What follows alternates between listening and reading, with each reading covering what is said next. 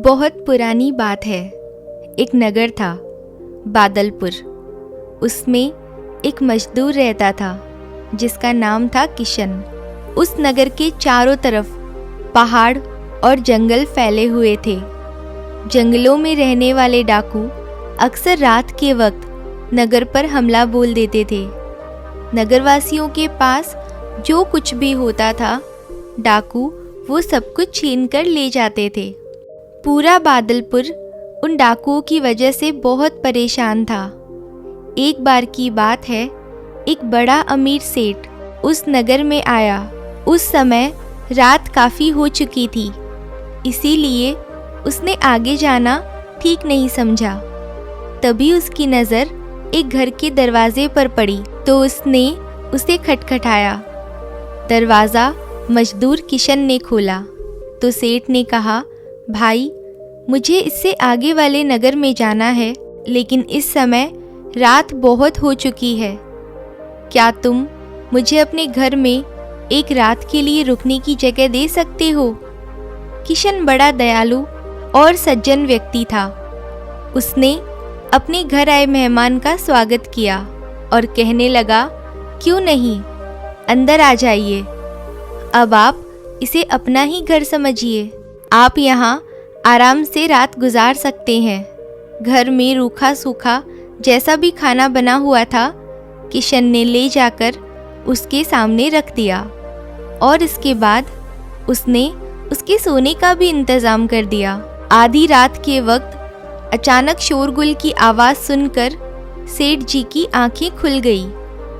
उन्होंने देखा कि वो किशन अपने हाथ में एक पोटली दबाए इस कोने से उस कोने की तरफ बेचैनी के साथ चक्कर लगा रहा था। उसे इस तरह चक्कर काटते देख सेठ की समझ में कुछ भी नहीं आया और बड़ी उत्सुकता से उन्होंने किशन से पूछा, क्यों भाई, क्या बात हो गई? सेठ जी, गांव पर डाकुओं ने हमला बोल दिया है। मैंने बड़ी मेहनत से कुछ रुपए बचा कर रखे कि कन्या की शादी के वक्त काम आएंगे, लेकिन अब मुझे डर लग रहा है कि कहीं ये रुपए मुझसे डाकू छीन कर ना ले जाएं।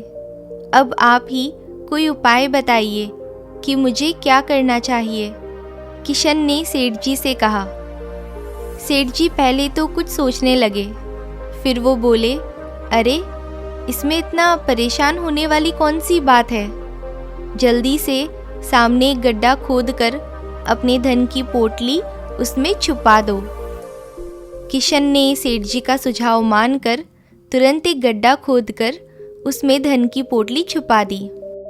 कुछ देर पश्चात ही 7-8 डाकुओं का दल मजदूर के घर में घुस आया। उनका सरदार दहाड़ते हुए बोला, अपनी जान की सलामती चाहते हो तो सारा धन मेरे हवाले कर दो, वरना सब अपनी जान से हाथ धो बैठोगे। किशन अपने घर की पूरी हालत गिड़गिड़ाते हुए बताने लगा तो सरदार ने तुरंत अपने आदमियों को आदेश दिया कि वे लोग मजदूर के घर की पूरी तलाशी लें। इससे पहले कि डाकू किशन के घर में तलाशी लेते, सेठ जी फौरन बोल पड़े, आप लोग तलाशी क्यों ले रहे हो? मैं आपको बताता हूँ कि धन इसने कहाँ छुपा कर रखा है। इतना कहकर सेठ ने सामने की तरफ उंगली से इशारा करते हुए बताया, आप लोग यहाँ से इस ज़मीन को खोद कर देखें। डाकुओं ने वह जगह खोद डाली। कुछ देर पश्चात डाकुओं के हाथ वो पोटली लग गई जिसमें धन था। उन्होंने वह पोटली बाहर निकाली जिसमें धन था। उसके बाद उन्होंने मजदूर को भला बुरा कहना शुरू कर दिया और सारे डाकू बाहर निकल गए। इधर मजदूर को सेठ के ऊपर संदेह होने लगा। वो सोच रहा था कि हो ना हो यह सेठ जरूर डाकुओं का ही आदमी है, तभी तो उसने मुझे पहले खुद ही धन जमीन में दबाने के लिए कहा और फिर इसने डाकुओं को इसका पता भी बता दिया। यह मेरे घर में किसी साजिश के तहत ही घुसकर आया था। मजदूर ने जब देखा कि वो सेठ डाकुओं के साथ नहीं गया है तो उसे हैरानी हुई। डाकुओं के चले जाने के पश्चात मजदूर ने अपने घर का दरवाज़ा बंद कर दिया और सेठ जी के पास बैठकर बड़े गुस्से में काफ़ी देर तक भला बुरा कहता रहा। सेठ उसकी बातें सुनकर मुस्कुराता रहा। जब किशन काफ़ी भला बुरा कह चुका था तो अपने आप ही खामोश होकर बैठ गया। अब सेठ ने नम्रतापूर्वक किशन से कहा कि भाई, अब तुम मेरी बात शांतिपूर्वक सुन लो।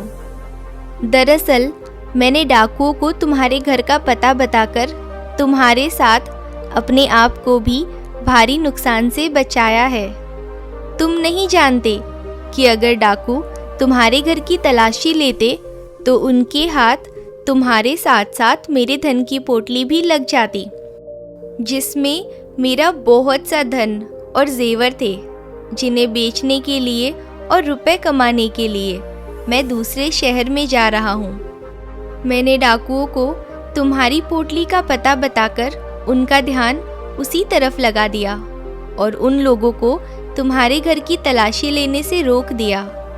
इतना कहकर सेठ ने अपनी पोटली निकाली और उसमें से काफ़ी सारा धन किशन को दिया और फिर कहने लगा, यह सब धन तुम्हारा है जो डाकू ले गए। साथ ही यह कुछ गहने हैं जो तुम्हारी बेटी के लिए है। तुम मेरी तरफ से शादी में चढ़ा देना। अब तुम उसकी शादी बड़ी धूमधाम से करना। यह सब देखकर किशन के आश्चर्य का ठिकाना न रहा। वो सोच रहा था कि सेठ ने कितनी बुद्धिमानी का कार्य किया था। हमें इस कहानी से यह शिक्षा मिलती है कि हमें किसी भी संकट के समय घबराना नहीं चाहिए, बल्कि बुद्धिमानी से कार्य करना चाहिए। बुद्धिमानी से सारे संकट एक पल में टल जाते हैं। तो दोस्तों, ये कहानी आपको कैसी लगी कमेंट में ज़रूर बताएं। वीडियो को लाइक करें और अपने दोस्तों के साथ शेयर भी करें।